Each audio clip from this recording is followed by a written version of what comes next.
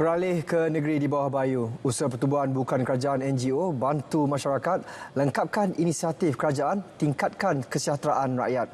Langsung bersama Rita Aloysius Malik di Kota Kinabalu. Baik Sahih, usaha pertubuhan bukan kerajaan NGO yang mempunyai matlamat sama untuk membantu masyarakat kurang berkemampuan melengkapkan inisiatif kerajaan dalam meningkatkan kesejahteraan rakyat di negeri ini. Ketua Menteri Datuk Seri Panglima Haji Jinor berkata meningkatkan kesejahteraan rakyat adalah salah satu agenda pembangunan negeri di bawah Hala Tuju Sabah Maju Jaya SMJ yang bertujuan memacu pembangunan menyeluruh rakyat dan negeri.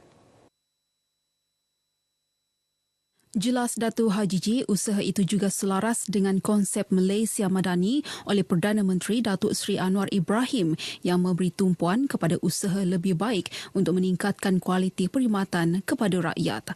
Katanya pelbagai program yang dilaksanakan NGO termasuk Persatuan Sumber Harapan Sabah yang telah membantu kanak-kanak kurang berkemampuan di negeri ini menerusi inisiatif Jom Balik Sekolah.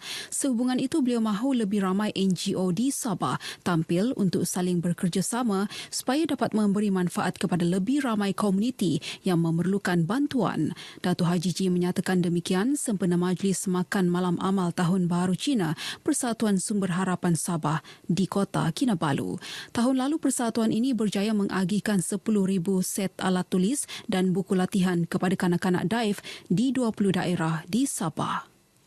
The thoughts of the people willing to sponsor and contribute to the Society of Hope for them to continue working in 2023. And that is an important thought, you see. Hasrat yang besar untuk membela nasib kanak-kanak dari golongan B40 di sekitar Sabah dan kawasan pedalaman. Jadi saya berharap dengan kutipan derma malam ini kami boleh melanjutkan lagi program Jom Balik Sekolah ke tahun 2023 dan ke distrik yang belum kita ziarahi sebelum ini. Kementerian Pertanian dan Keterjaminan Makanan MAFS menggalakkan kerjasama antara Kerajaan Sabah dan Sarawak bagi membangunkan tanah untuk sektor pertanian demi memastikan sekuriti makanan negara kekal terjamin. Timbalan Menterinya Chan Fung Hin berkata isu pembangunan tanah untuk pertanian di kedua-dua negeri itu berada di bawah bidang kuasa kerajaan negeri masing-masing. Dana memang di bawah hal ehwal kerajaan negeri. Okay? So, kalau kerajaan persekutuan nak datang ke Sabah, nak datang ke Sarawak untuk buat projek-projek pembangunan, so selalu berlakunya ini proses lipat urus macam mana kita nak memperoleh tanah untuk pembangunan. Beliau ditemui media selepas Majlis Perjumpaan dan Amanat sempena lawatan kerja rasmi ke Tawau di Pertubuhan Peladang Kawasan PPK Kalabakan. Dalam pada itu, Chan berkata Sabah dan Sarawak juga mempunyai kuasa untuk membenarkan ekspor dan import sumber makanan secara sendiri di samping ketika ini keperluan bekalan makanan negara termasuk di kedua-dua negeri berkenaan berada pada tahap mencukupi. Tambah beliau, MAFS juga berusaha membantu petani yang mengalami kerugian disebabkan bencana alam seperti banjir dan bantuan disalurkan melalui dana tabung bencana dalam pelbagai bentuk membabitkan nilai 50% daripada jumlah kerugian. Sementara itu, Pembantu Menteri Pembangunan Perindustrian dan Keusahawanan, Datuk Andi Muhammad Suryadi Bandi menzahirkan hasrat agar Parlimen Tawau turut memiliki projek Taman Kekal Pengeluaran Makanan TKPM berasaskan ternakan ruminan seperti lembu, kerbau, kambing, biri-biri dan rusa. Katanya terdapat kawasan padang ragut seluas kira-kira 121 hektar di Pulau Sebatik, Tawau yang berada di bawah Jabatan Perkhidmatan Veteriner Sabah. Cadangan penggunaan tanah berkenaan boleh dipanjangkan kepada kerajaan negeri ataupun kawasan baharu kerana masih banyak tanah milik kerajaan yang boleh dibangunkan. Kerajaan negeri melalui Kementerian Pembangunan Masyarakat dan Kesejahteraan Rakyat bercadang untuk menubuhkan 6 pusat dialisis di daerah terpilih di negeri ini. Penubuhan pusat tersebut bagi membantu pihak hospital menampung keperluan pesakit yang memerlukan perkhidmatan itu. Menurut Menteri Pembangunan Masyarakat dan Kesejahteraan Rakyat Datuk James Ratib, pewujudan pusat tersebut juga sekaligus memudahkan pesakit untuk mendapatkan perkhidmatan sewajarnya. Ini baru cadangan. Saya mendapati bahawa ramai pesakit-pesakit yang mengidap dialisis. Dan ini amat menyusahkan mereka kerana kita masih kekurangan pusat-pusat perkhidmatan dialisis ini. Jadi saya bercadang kepada pihak Yayasan Petronas kerjasama dengan GPK supaya dapat membuka sekurang-kurangnya 6 tempat kawasan dialisis ini. Beliau menyatakan demikian kepada media selepas merasmikan program Sentuhan Kasih Tahun Baharu Cina 2023 di Membakut. Dalam majlis ini, 100 penduduk dari sekitar Membakut turut menerima sumbangan bakul makanan. Perkembangan semasa banjir. Setakat 4 petang tadi, tren semasa banjir terus menurun dengan 134 orang daripada 40 keluarga yang ditempatkan di sebuah pusat pemindahan sementara PPS di daerah Beaufort.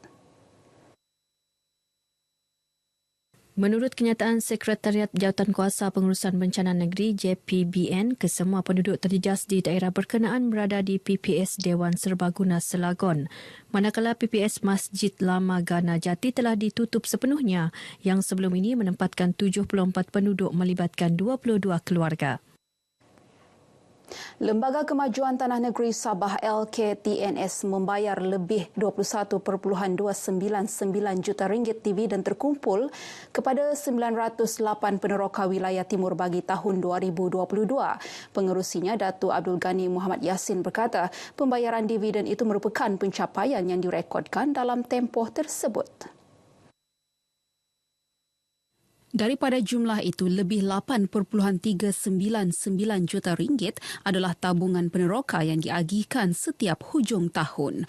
Purata dividen peneroka adalah RM1,955 sebulan, melebihi sasaran RM1,600 sebulan.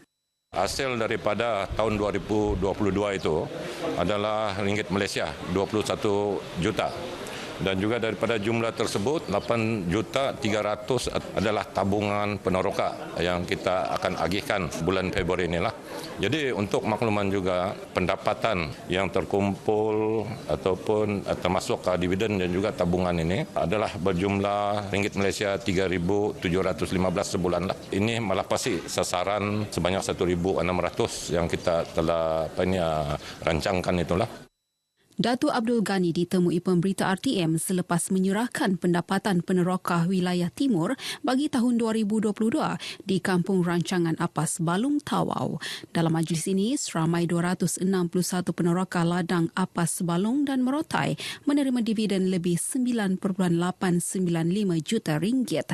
Daripada jumlah itu, lebih 4.362 juta ringgit adalah tabungan, manakala purata pendapatan mereka adalah RM3,715 sebulan. Sementara itu, Pengurus Besar LKTNS, Syahidrul Rahman Jodari berkata, majlis ini memperlihatkan usaha LKTNS dalam mensejahterakan masyarakat luar bandar.